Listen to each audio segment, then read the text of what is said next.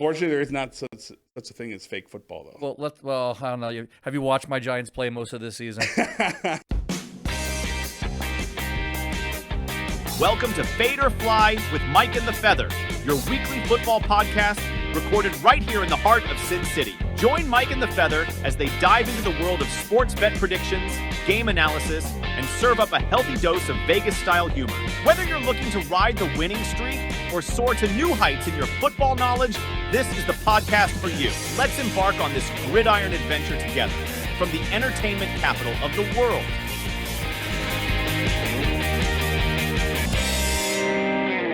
Hey everybody, we are back with the very last episode of Fade or Fly for the year 2023, which is taking us into week 17 in the NFL. Hope you guys had a happy holiday. Merry Christmas. Happy Hanukkah. That was about a few weeks ago. Kwanzaa. There's a bunch of holidays.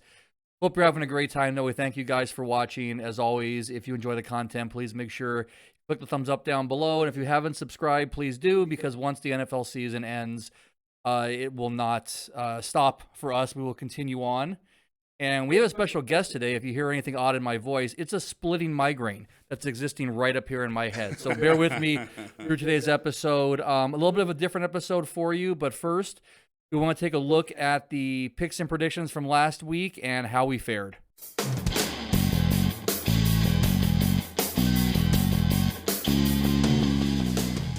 So a lot happened in Week 16. We want to actually talk about a little bit of football news. But as we head into Week 17, which just a year or two ago, would have been the last week of the NFL season.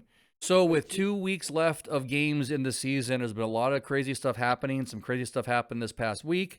A lot of teams have a few things to play for still, a few decisions to make. And it looks like some teams have already made some serious decisions regarding how they're going to go forward for the end of this season and possibly the beginning of the next. But let's talk about one thing that's happened too, is the MVP race in the NFL. It had long been this three-legged race between Brock Purdy, Dak Prescott, and Lamar Jackson. And I think Lamar Jackson might have taken a huge leap in the standings this past weekend.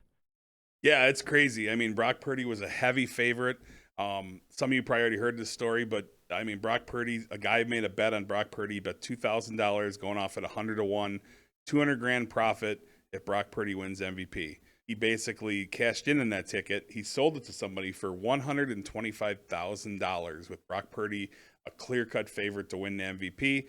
Seemed like probably easy money for the guy who paid $125 to get a free $75,000, right? Yeah, right now he's sweating balls, just like Brock Purdy. We all witnessed that football game where he threw 4 interceptions, got knocked out with a stinger, 0 touchdowns, and the Niners got the break speed off of him pretty much. And I personally, it killed me and my fantasy team. I was all destined, 99% favorite going into that night. My opponent, I'm up 20 points. I was sitting there with him watching this. It whole was thing miserable. too. I'm up 20 points. It was. I'm up 20 points. My opponent has George Kittle. Okay. I have Brock Purdy, the guy who has to throw George Kittle the ball. I'm up 20 points. So even though you get 1 point for every 10 yards for a receiver and 1 for every 25, that would be made up by the 20-point cushion, right? So basically, Brock Purdy just had to stay on the field and not literally suck. And I go to the Super Bowl, and I'm playing for the Super Bowl next week. What happens? Brock Purdy throws for 4 interceptions, and he ended up with like 0.2 points. He had like 0.2 of a point. I just realized I said we should bring back the bad beat of the week segment for this episode. I think you just did. Oh my God. So, and Kittle, even though Brock Purdy played that bad, he managed to put up like 26 fantasy points, give or take, whatever it was. I ended up losing by 5 points. And the grossest thing is Brock Purdy went out with a stinger for like the last maybe 6-7 minutes. In comes Sam Darnold. Sam Darnold came in and he finished and put up 8 or 9 fantasy points. That's all you would need in a drive or two. He threw a touchdown right away, and he even got picked off. But even with an interception, he actually ended up getting like 7 or 8 points. I would have won if I would have just played.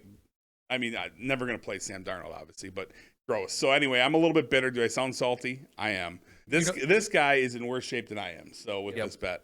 And speaking of someone else who might be a little bit salty too, is Andy Reid and Patrick Mahomes. I think they've spent a little too much time eating chicken nuggies and making too many car insurance commercials because they are on a skid that has not happened before for the Chiefs as long as Patrick Mahomes has been the QB. And they face the potential not even make the playoffs. Yeah, absolutely. I mean, something is wrong there in Kansas City, and I'm just going to say it. You know, the great ones, Favre, Rodgers, Eli Manning. Marino. Eli Manning. Eli who?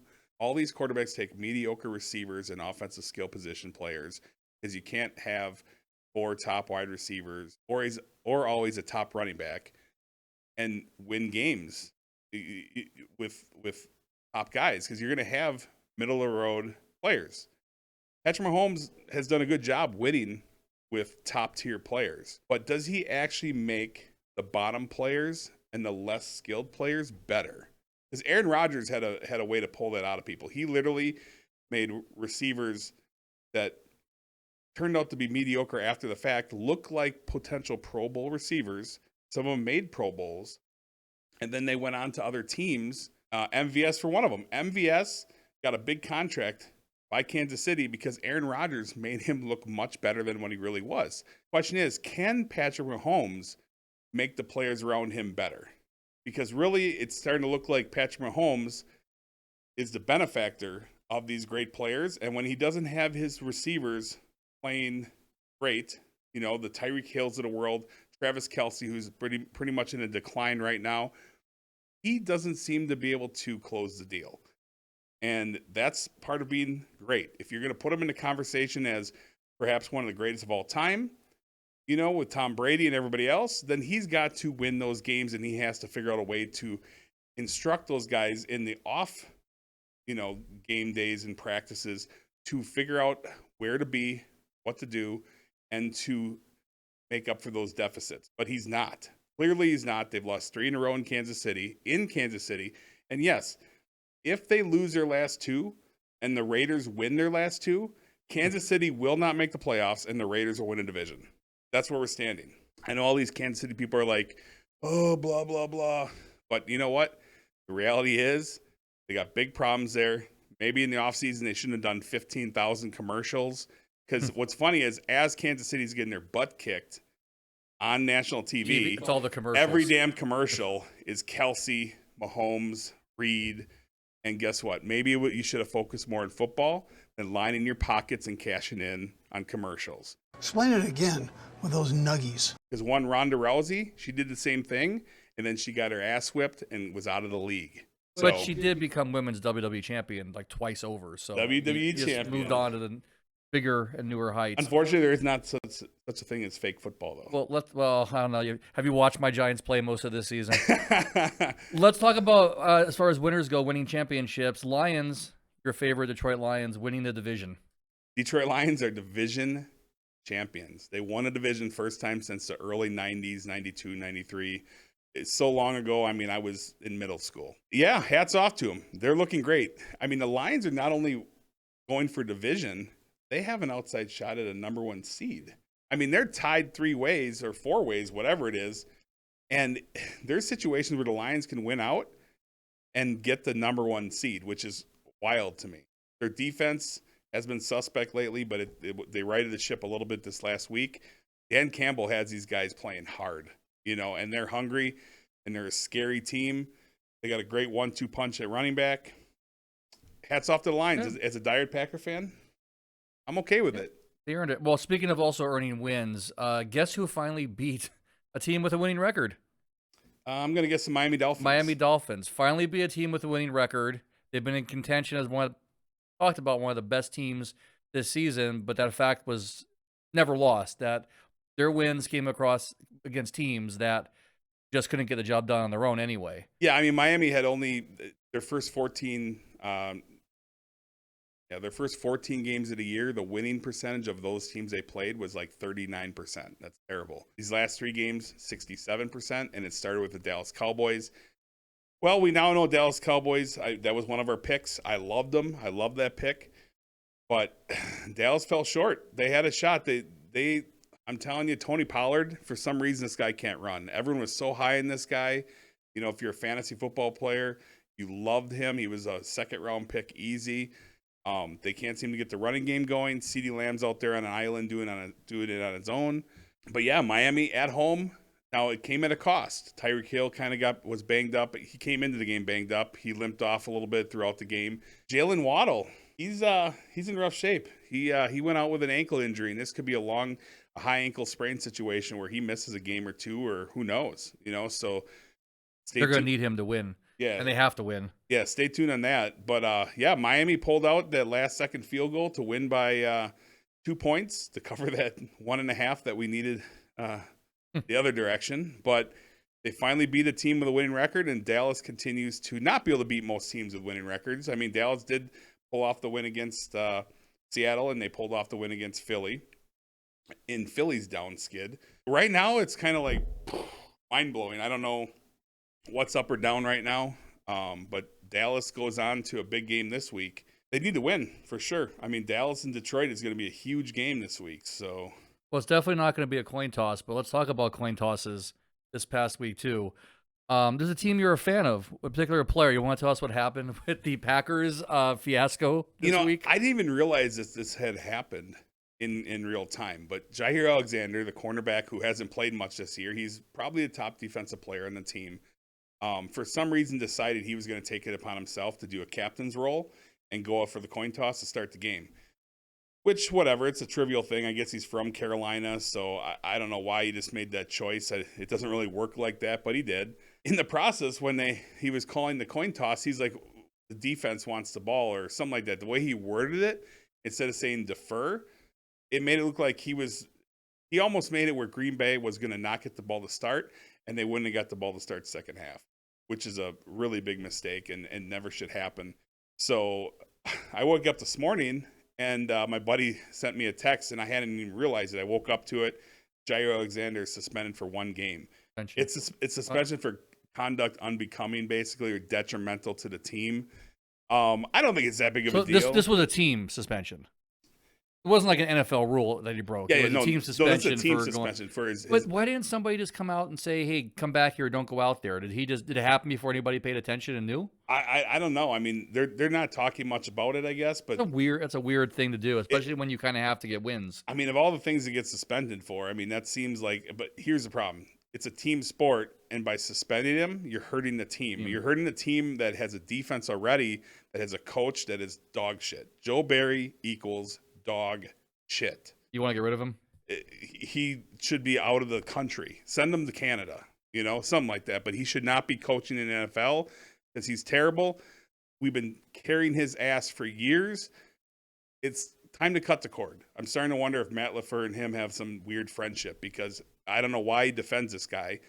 This guy's going to lead to Matt LaFleur getting fired if he doesn't get rid of him soon. But that being said, I don't even get – now you got a situation where – Alexander's suspended on a defense that can't stop the Carolina frickin' Panthers from scoring 30. And then on top of that, they're playing Minnesota in a key game to get a playoff spot. TJ Hawkinson's out with a knee injury for the year, so that's bad for him, good for teams playing him. Jordan Addison is possibly out with an injury, but they do have a guy named Justin Jefferson, which is a juggernaut, beast, dynamic athlete. They're in Minnesota, and you're going to have the guy that could cover him and blanket him like he did last year and hold him to nothing. You're going to suspend him for this?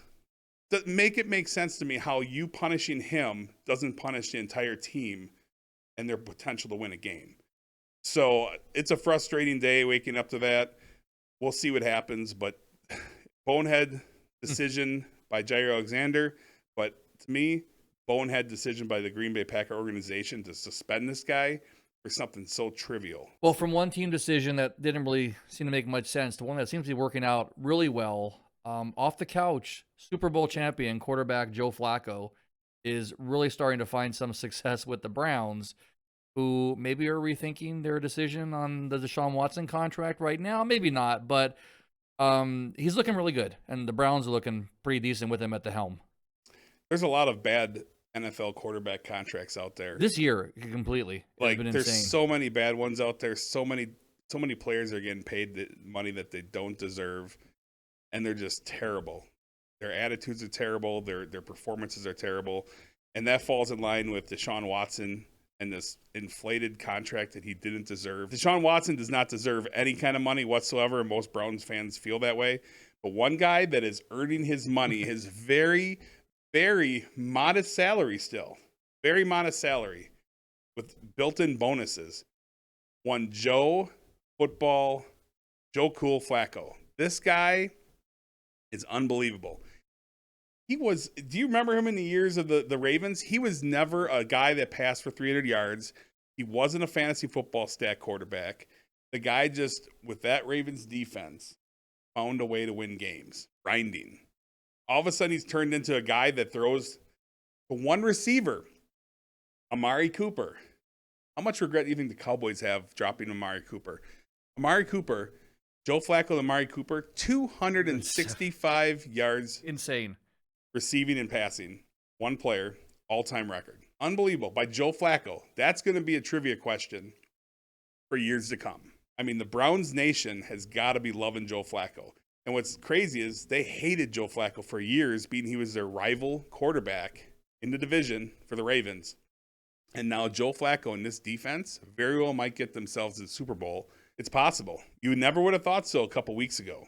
But he's making everybody a believer. And he's earning every dollar he's getting. And literally he's worth probably 5 to 10 times what he's going to get paid for the rest of this year, regardless how it finishes out. Because he's brought an excitement to the city and to this league, making magical things happen at age 38, almost 39 years old. All right, and finally, speaking of bad contracts and WWE-style fights and all that good stuff, kind of had that wrapped up with the situation with Russell Wilson and the Denver Broncos. But apparently there has been some bad blood. I Taylor Swift into this too, between him and Sean Payton. And Russell's been benched for the last 2 games with potential playoff hopes still on the table. Yeah, I mean, Russell Wilson's stats aren't terrible. That's the thing. I mean, he's got 26 touchdowns, 8 interceptions, that. But he just isn't. I honestly think that Russell Wilson doesn't play football.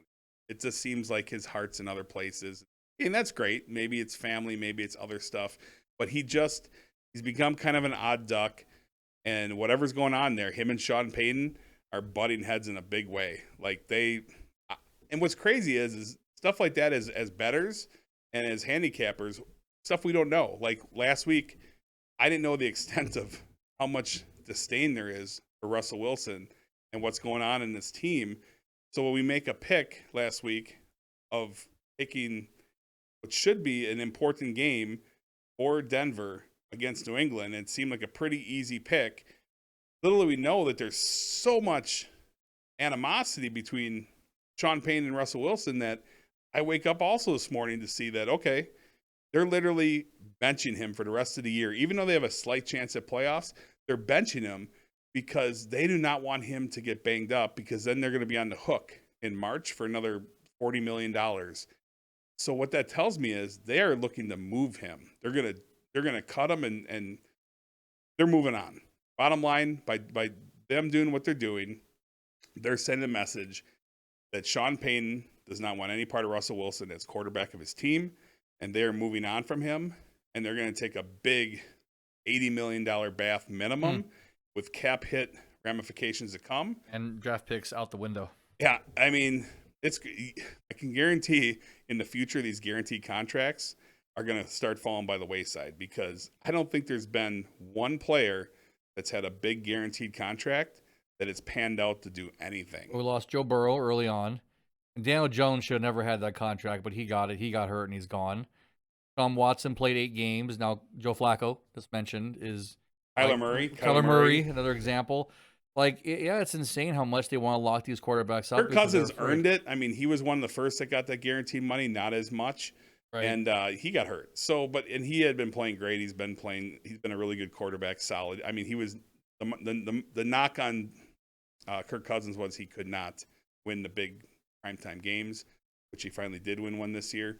But you get injured, it happens. But yeah, it's been a really weird year. And all that leads up to where we're sitting this week, going into week 17, is everything is a shit show. Like literally, I was looking at all the picks for this week, and I've been researching them all week long, and I've come to the conclusion these games are not ideal. I mean, it gets dicey when you get to the last couple weeks anyway, because you don't know how hard people are going to be playing. You don't know, there's so many matchups that don't matter, and there's draft picks on the line based on winning and losing and everything else. And so I looked at some lines, and I happen to have a whole bunch of juicy teaser parlays for you guys this week that I absolutely love.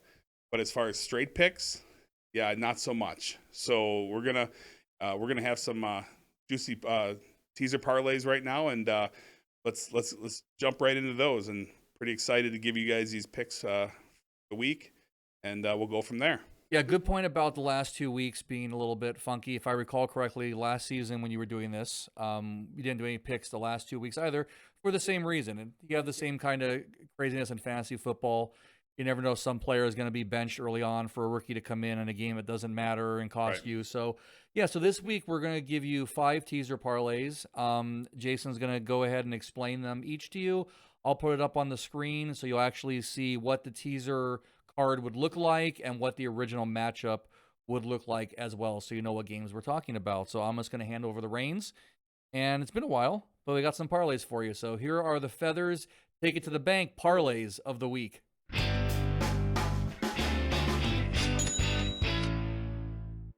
Parlay? That's the one. Parlay. All right, so let's jump right into it. The first 2-team 6-point teaser I have for you is the Lions at Cowboys. Cowboys are minus 6 points. I love the Cowboys, getting them in a pick. You take the 6 points, you tease them down to a pick 'em. Cowboys at home. They've been excellent at home. They're going to continue to be good at home, especially against the Lions here. The Lions have been playing great, but now they clinched their division, and I think they're still going to be playing hard, but the Cowboys are going to play a little bit better, and they're going to get it done, covering no spread. Just got to win the game outright at home. I love that pick. That's pick 1 of 2 in my 2-team teaser. Second pick, the Kansas City Chiefs. If anyone's been following me the last couple years, I rarely pick the Kansas City Chiefs ever to win anything. I usually just avoid that the last couple years, avoid the team, or I go against them because they've been very volatile and problematic, and I don't trust them with my money, and I don't want to trust them with your guys' money. So this week is different. The Bengals, who, Jamar Chase is banged up. This quarterback situation, he wasn't playing very well last week. And the Bengals are all but kind of eliminated. They're still in it, but they're kind of on the outskirts looking in as far as playoff odds. They're going to go to Kansas City, and Kansas City is in a must-win situation because if Kansas City loses this game, they will go next week to the Chargers in Chargers, literally facing maybe not making the playoffs for the first time in Patrick Mahomes' career. And they're not going to be having any of it. Not to mention it'd be 4 losses in a row. That's just something that I don't think is going to happen. I think that Kansas City, with all their issues and problems, they're good enough to come in at home, I hope, and beat a team with no Joe Burrow, no Jamar Chase, and a team that's kind of dejected after a big loss last week. So the Chiefs are 7-point favorites. We're going to tease them down to minus 1 point. They just got to win by 1 or more. 1 would be a push, so have to win by more than 1, which I think the Chiefs should be able to win by more than 1. Even with all their issues, they're going to limp their way to a victory here and, in turn, clinch the division. It's going to be a really good one. So, okay, next teaser. 2-team 6-point teaser. We got the Cowboys. Once again, going to put them in there. You know all the reasons. They're a pick 'em. Pick number 2 will be the Bills. We're going to pair them with the Buffalo Bills. The Bills are minus 13 at home against New England. The Bills are playing for everything. The Bills are in good shape, potentially, to win the division outright and get themselves a home playoff game. They're going to be at home. They're going to be fired up against their division rivals, New England Patriots. The Patriots are in shambles. They're finding ways to win games, obviously. They pulled it out by miracle fashion against Denver, but we know what Denver's doing these days. So it won't happen this time. The Patriots, the Bills are 13-point favorites. We're going to tease it down 6 points. Bills minus 7. I love the Bills. The Bills are going to win by double digits, no problem.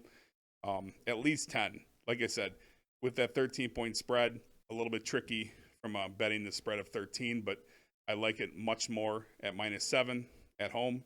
So the second pick will be Cowboys pick 'em, Bills -7. All right, the third two-team 6-point teaser is first pick will be the LA Rams. Rams are 4.5-point favorites at the Giants. You tease them down 6 points. They'll make the Rams plus 1.5 underdogs. I love them to win the game outright. Take the points, make them a underdog. They're going to win. They're going to cover by at least 3. Very important game for the Rams. They need to win their last 2 games to clinch a playoff spot. So they're definitely, with Green Bay and other teams on their heels, they are on the road. Due to Tommy Cutlets being benched and that whole phenomenon has seemed to come to an end, and as the Giants' hopes and dreams have for the last 6 weeks or more.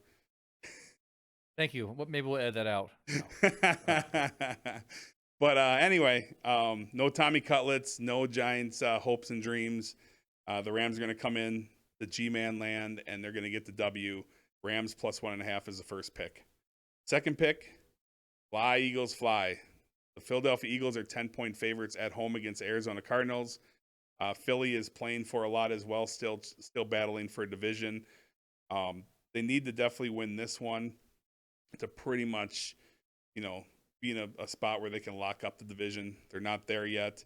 It's all going to depend on how Dallas does this week as well. So Philly's going to be playing hard still. And the Cardinals, I don't know what they're playing for. Should be a draft pick, but we'll see how hard they play with Kyler Murray. Eagles -10, you tease it down 6 points. Eagles -4, easy peasy. They're going to cover that 4, no problem. Definitely looking to cover by 7 to 10 points this week. The Rams plus 1.5 is pick 1. Eagles -4 is pick number 2. Love that teaser. All right, the fourth teaser and final 2-team 6-point teaser is first game, first pick. 49ers, they are 12.5-point favorites at the Washington no-name Commanders. We're going to tease them down 6 points. It'll be 49ers -6.5. They're coming off of a loss. They're trying to keep the number 1 seed. Washington's offense is terrible. They benched their quarterback again. I think they're on their 3rd-string quarterback maybe. I'm not sure, right? Washington, even though they're at home, San Francisco's going to bounce back just fine. They're going to bounce back. They're going to get a nice win and definitely going to cover that 6.5 points. I feel super comfortable. A lot of big spreads in the NFL this week. Tease them down. That's what teasers are for. I think that no issue. They're not going to be a backdoor cover situation. San Fran will win by a touchdown or more. We're going to pair them again with the Kansas City Chiefs. I've said a lot about the Chiefs so far. So this is a game that's a must-win for them. They're going to get it done against the Bengals. They just got to win by 1, cover the 1 point. Not a problem. Easy peasy. That's a solid 4th teaser pick. All 4 of these, I really love these a lot. I think that they're all going to hit without a doubt, short of some craziness. I mean, anything can happen in the NFL, but with these point situations with the teasers, I love all 4 of these 2-teamers to come home for you guys this week. Now the final teaser. This is a 4-team teaser, 4-team 6-point teaser, and it's going to be a lot of the same games. So we're going to start right away. The Cowboys tease down to a pick is the first one. The Chiefs tease down to -1 is the second one in the 4-team teaser. The third is the Rams tease them to a +1.5, easy peasy. And the final one of the 4-team 6-point teaser, we're going to tease them 49ers down to -6.5. So we got Cowboys, Chiefs, Rams, Niners, 4-team 6-point teaser. Gonna love that one. But yeah, so that's the final teaser of the day. 4-teamer, 6-point teaser. Cowboys, Chiefs, Rams, Niners. I love it. A little extra gravy on there being a 4-teamer. These are all gonna come home, these combinations of teams. It's gonna be a happy, happy, happy new year for all you guys. Let's get it done. Boom. All right, guys. Thank you again for joining us this season. There'll still be 1 regular season episode left next week. Then we'll move on to the playoffs and see what the NFL has in store for us, what they've got on tap. And until then, guys, I too wish you a happy new year. End of 2023. Come a long way from the world almost ending 23 years ago. Potentially ending 3 years ago. It's 2024. Makes me feel old, but if Joe Flacco can keep doing it, so can I. Happy New Year, guys. We'll see you in 2024. It's been an exciting 2023. Lots more to come in the future. Let's get it done. Take it to the bank. Boom.